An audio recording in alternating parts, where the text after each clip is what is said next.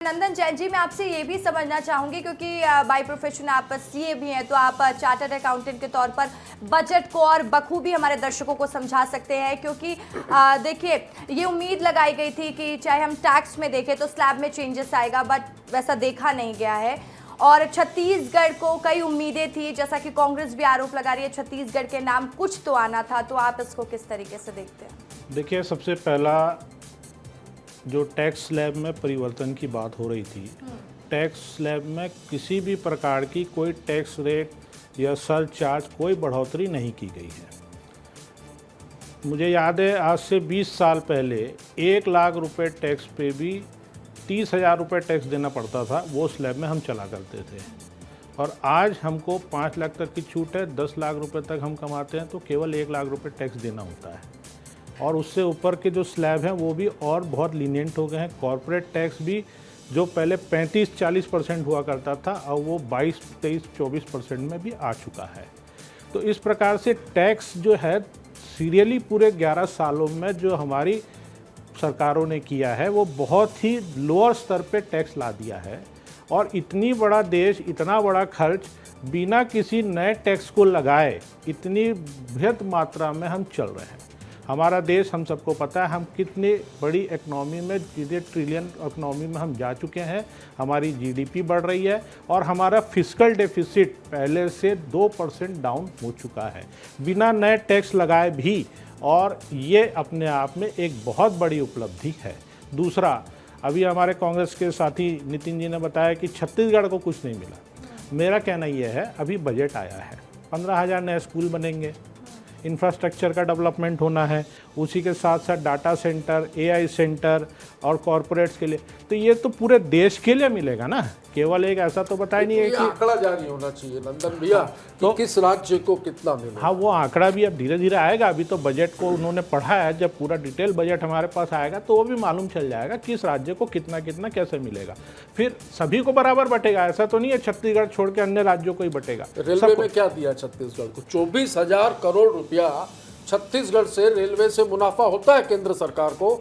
कोई नई रेल नहीं, कोई नई रेल सुविधाएं नहीं, कोई रेल कर्मचारियों की भर्ती की बात नहीं, तो ये अन्याय है। नहीं, रेल 10 सांसद है, रेल का बजट 10 सांसद है भाई, 10 सांसद है केंद्र में। रेल की अभी तो अपने को डिटेल ही नहीं मालूम कौन सी ट्रेन कहाँ से जा रही है। हो सकता है छत्तीसगढ़ होकर के भी जाएगी। अरे ट्रेनें कहाँ से जा रही है, ट्रेनें कितनी निरस्त हो रही है, उस पर अपन बात करें। नहीं, निरस्त हो रही, देखिए वो अलग चीज है। 2047 की जो बात हो रही है, पर जनता तक सही बात जानी चाहिए। भंसाली जी, आज को आप देखिए, आज आप बजट पर फोकस डिबेट रहने दीजिए। नया रायपुर में अभी हम लोगों ने बहुत बड़ा सेमीकंडक्टर का प्लांट का सेटअप हो रहा है, उसी के साथ साथ डाटा सेंटर का भी सेटअप हो रहा है।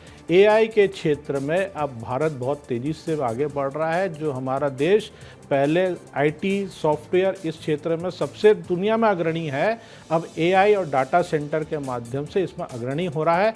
छत्तीसगढ़ राज्य में हमने देखा है कि ये सब के लिए सेटअप हम किया जा रहा है। साथ ही साथ जो मेडिकल के क्षेत्र में भी अब काम के लिए जो बनाया जा रहा है, जो मेडिकल के लिए और कपड़ा के लिए, जो एक बड़े क्षेत्र को हब बना करके इंडस्ट्रियल हब बनाने की जो बात हो रही है, उसमें भी छत्तीसगढ़ की भूमिका अग्रणी रहने वाली है। 1988 की बात याद आती है। एआई बहुत चर्चा हो रही है एआई पे। 1988 में जब एटीएम शुरू हुआ था तब भारतीय जनता पार्टी ने भारत बंद का ऐलान किया था। इन्होंने कहा था कि पैसे निकालने की मशीन ला रहे हैं। उसके बाद जब कंप्यूटर आया था तब अटल बिहारी वाजपेयी और इन सारे बड़े नेताओं ने, भारतीय जनता पार्टी के नेता बैलगाड़ी से संसद गए थे और ये आरोप लगाया था कि ये तो देश के पूरे युवाओं की नौकरी खा जाएंगे, कंप्यूटर लगा रहे हैं। तो एमएसपी पे भी अभी कुछ नहीं है। एआई मुझे ये इसलिए बोलना पड़ा कि ये लोग जो है ये विरोध करते थे, ये हमारे जीएसटी का भी विरोध करते थे, ये आधार कार्ड का भी विरोध करते थे, सारी चीजों का विरोध किया जो हम ला रहे थे। आज शिक्षा का नहीं, हम तो कह रहे हैं आप करिए, पर ठीक से जनता के हित पर शिक्षा का बात नहीं कर अधिकार, सकती राजनीतिक खाद्य पार्टियां। सुरक्षा का अधिकार, सूचना का अधिकार, ये सारे महत्वपूर्ण कानून हमने बनाए।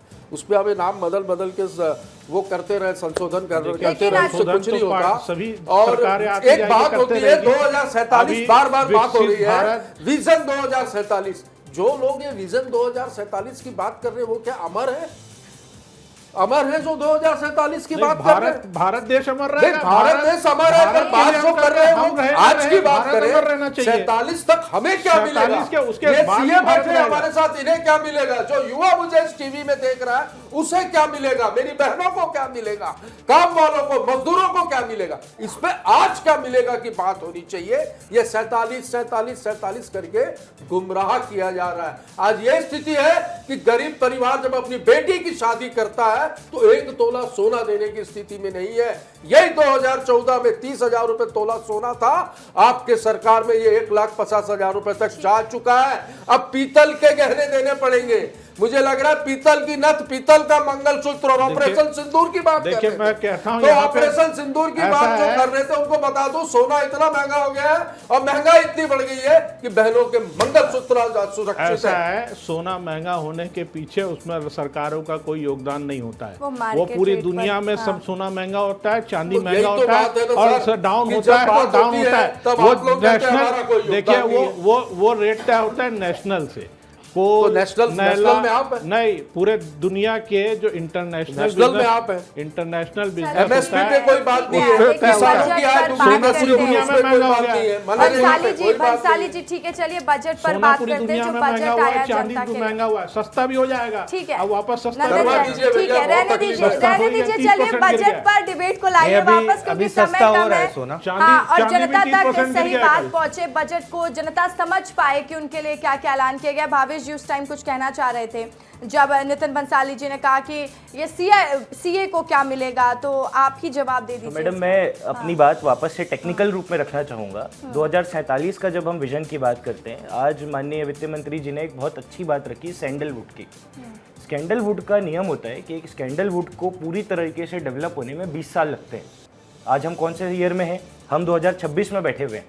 आज सरकार सैंडलवुड की चर्चा कर रही है ताकि 20 साल बाद जब भारत 2047 में आए तो वो जनरेशन, मेरी तो एज छोटी है, मैं तो रहूंगा, तो वो जनरेशन उसका वो नहीं, अभी वो तो जनरेशन बोले कि कौन रहेगा, वो मैं जनरेशन नहीं रहूंगी, वो मैं जनरेशन बताऊंगी फिर कि क्या हुआ। मैडम, मैं बताना चाहूंगा, मुझे देखिए तो मैं 47 तक मैं कुछ टेक्निकल नहीं बात कर रहा बोला हूँ, रसीका जी, फिर हमको ऐसे रख मैं टेक्निकल बात कर रहा हूँ। क्या बिल्कुल, मैं तो कह रही हूँ कि फिर सारे आज मुद्दे पर सरकार फिर की बात दूरदर्शी सोच, मैं इतने सालों से बजट देख रहा हूँ, पर 20 साल बाद हमारे उस सैंडलवुड का, ये तो एक एग्जांपल है, उन्होंने कैश्यूज का, ड्राई फ्रूट्स का, जो जिस तरीके से टाइमिंग के साथ वो कर रहे हैं, दिस इज कमेंडेबल बजट। मैं याद दिलाना चाहूँगा, कोविड के टाइम पे जो जीडीपी था, जो फिस्कल डेफिसिट था, जो नंदन भैया ने बात करी, 9.2 पहुँच गया था। महज 5 साल में वापस फिस्कल डेफिसिट को 4.3 लाना और उसके बाद इंफ्रास्ट्रक्चर में 12 लाख करोड़ का इन्वेस्टमेंट करना, एज अ चार्टर्ड अकाउंटेंट एक इकोनॉमी को समझने मेरे लिए तो बहुत कमेंडेबल अच्छा, बात है। काजू और वो नारियल के उसमें कुछ उन्होंने किया, उसमें मैं छत्तीसगढ़ एक को अपनी क्या बात लाभ होगा, मैं बताओ अपनी तो बात कंप्लीट करना थोड़ा सा चाहूँगा। बता मुझे दो लगता है बंसाली जी, आपको अगर वाद विवाद करना तो आप बीजेपी कांग्रेस आपस अरे में पर करिए ये ना। बोल अगर रहे हैं सीए तो अपनी थोड़ा बात बताना रख रहे हैं तो पड़ेगा। उनको बात रखने देनी बताना चाहिए। पड़ेगा। उनसे क्या राजनीति भाई, ये करना, तो खुद उनसे बोल क्या रहे हैं फायदा कि नुकसान आपको। 2047 में चलिए आप जिंदा अपनी रहो, बात और रखिए, ये भावेश जी बात रख लीजिए, आप रहने मैं- दीजिए, हर जगह राजनीति की मैं जरूरत नहीं है। एक बात और रखना चाहूँगा, आज कंटेनर कार्गो होता है, आपने कॉरिडोर्स की बात कर ली, सब कुछ बात कर ली। आज गवर्नमेंट इतनी दूरदर्शी है जी। कि अगर एक्सपोर्ट करना है और छत्तीसगढ़ से विशाखापट्टनम का हाईवे बन रहा है, तो सबसे ज़्यादा ज़रूरत कंटेनर कार्गो की है। उन्होंने कंटेनर कार्गो का भी ध्यान रखा है कि हम कंटेनर डेवलपमेंट के लिए सारी फैसिलिटीज़ देंगे, हम उसमें बहुत अच्छा लमसम बजट किया है। लास्टली मैं इस राउंड पे बात रखूँगा, वेसल।